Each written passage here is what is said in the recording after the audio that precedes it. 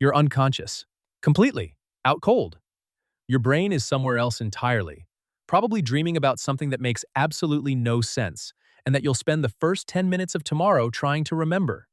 Your body is horizontal. Your eyes are closed. Your mouth is probably open. You are, in the most literal sense possible, offline. Now here's the part nobody thinks about. Outside right now, something is awake. Something with eyes built for the dark. Something that has been hunting in these conditions for millions of years. Something that can hear the difference between a sleeping breath and a waking one from 30 feet away. It knows you're there. It can smell you. It can hear you. It might even be able to see the shape of you through the tent fabric from the heat your body is putting off. And it's just standing there, not attacking, not circling, not even particularly interested, just standing there. And then it walks away. Why? Seriously, why? You are, by every objective measure, the easiest target in that forest right now. You're slow, you're stationary, you're completely unaware. You're wrapped in a thin layer of nylon that a house cat could claw through in about 4 seconds. Out there right now are animals that have been fine-tuned by millions of years of evolution into near-perfect hunting machines.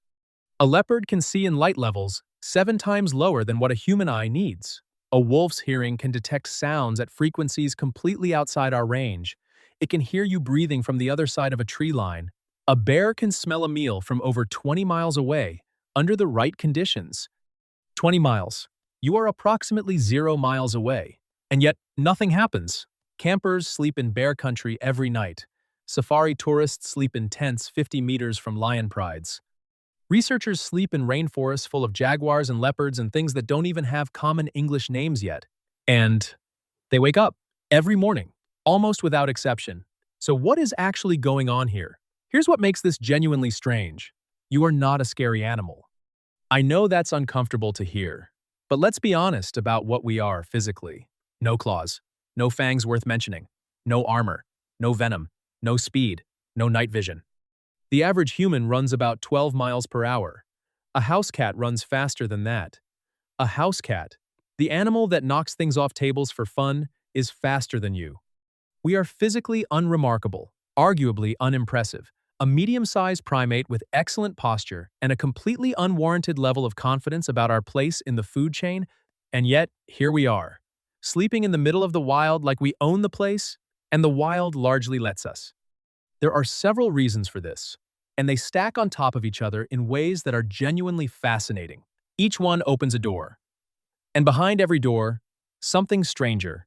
Let's start with something most people have never heard of. In the 1990s, a biologist named Joel Berger went into the mountains of Wyoming and Utah and did something unusual. He started playing sounds, not to attract animals, to study what happened when certain animals heard certain other animals. What he found would eventually become one of the foundational concepts in modern ecology, something researchers now call the landscape of fear. The basic idea is this: predators don't just shape ecosystems by what they eat. They shape ecosystems by where prey animals choose to go based on where they think predators might be. Fear itself, the anticipation of danger, changes behavior across entire landscapes. Here's what this means for you and your tent. Large predators don't operate randomly. They have territories, patrol routes, hunting grounds. They know their landscape, the way you know your neighborhood. And one of the things they know, one of the things that has been encoded into their behavior over thousands of generations, is that humans are not prey. Not because we're weak. Because we're unpredictable. Prey animals are predictable. A deer moves in patterns. It grazes in the same meadows, drinks from the same water sources, panics in the same directions. A predator can build a mental model of prey behavior over years of observation and use that model to hunt efficiently. Humans don't have a model. We camp in random locations. We make unpredictable sounds talking, laughing, sometimes apparently arguing about which way to put up a tent at 11 o'clock at night. We wake up at odd hours. We move around. We do things that make no sense from a prey animal perspective. To a predator, trying to run an efficient operation, we are a logistical nightmare. And logistical nightmares don't get added to the hunting schedule.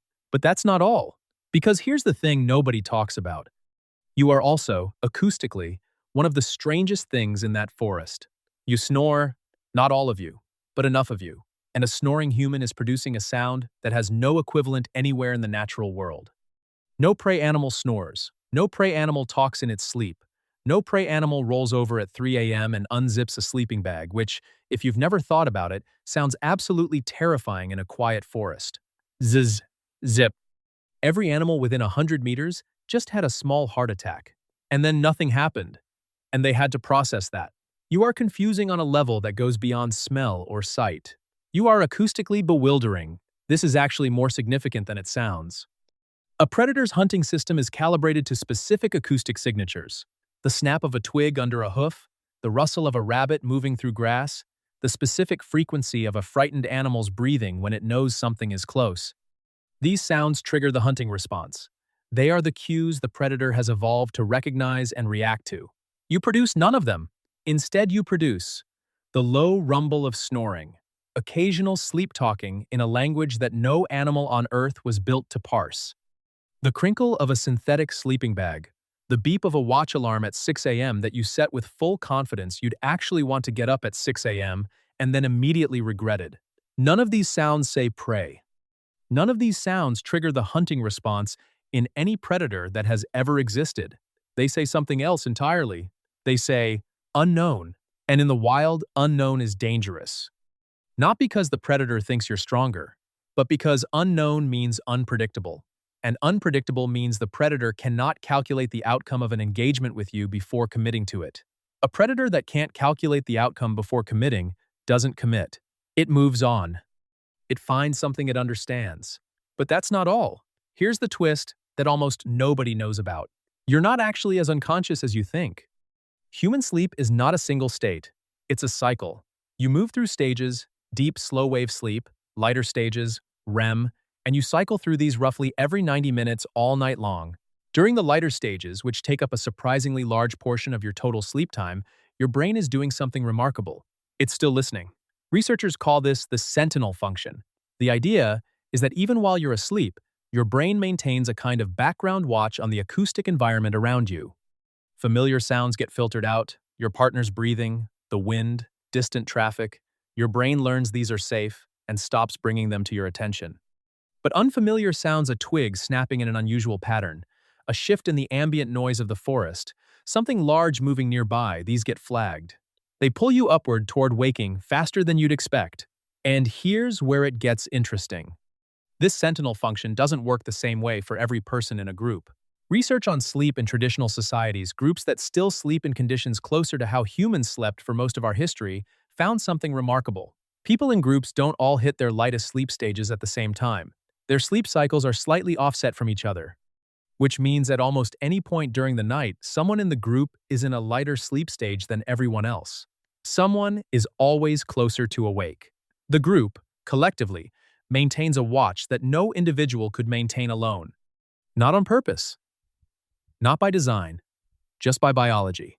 You didn't invent the neighborhood watch. You were born with it. And the predator outside the tent has been making decisions based on that for longer than either of you has existed. But that's not all. Now let's talk about the cases where it does go wrong. Because they exist. And they're important. Because here's what's fascinating about every documented case of a large predator attacking sleeping or resting humans. They all follow the same pattern. Every single one. The Champawat tiger, Nepal and northern India, early 1900s. Responsible for over 400 confirmed human deaths, the highest toll ever recorded for a single wild animal.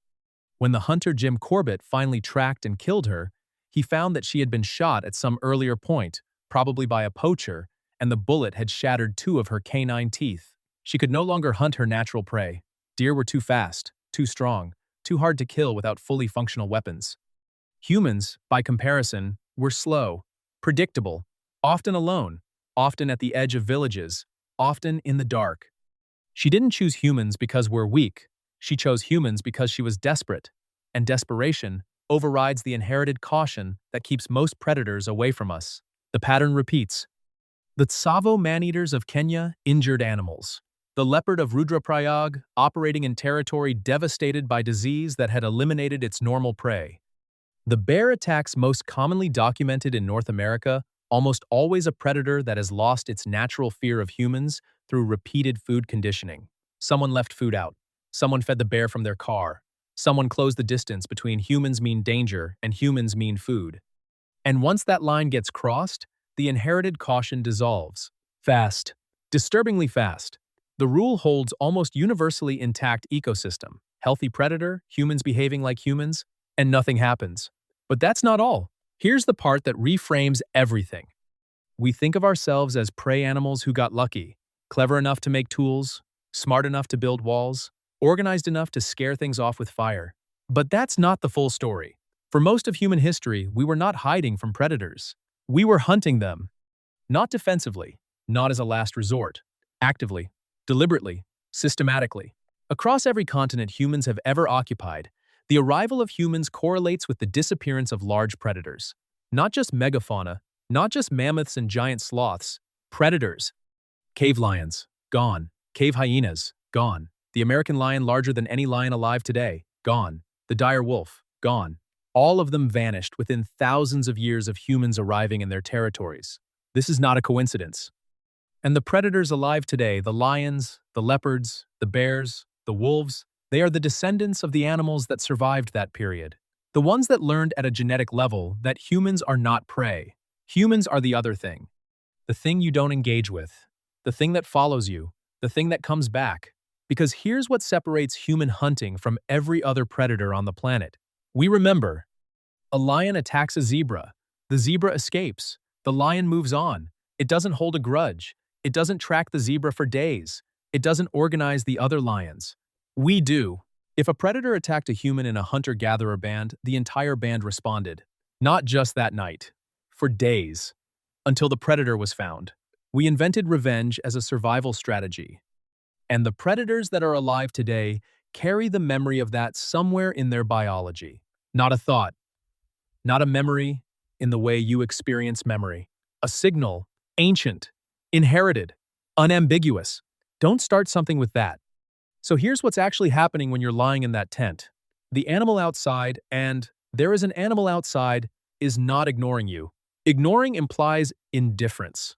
This is not indifference. This is a calculation, running in real time, built from millions of years of what happened to the predators that made the wrong call. It knows you're there. It has known since before you put the tent up. It smelled you coming. It heard you. It watched you set up camp from somewhere you never saw. And it made a decision, based on everything its ancestors spent thousands of generations learning. Based on the landscape of fear that humans have been building without knowing it since before we had language to describe what we were doing. Based on a biological alarm that goes off somewhere in its nervous system the moment it gets too close and says simply, not worth it. Move on. There are easier things in the dark. That decision keeps you alive every night. Not your tent. Not your camp stove. Not even your fire, though the fire helps.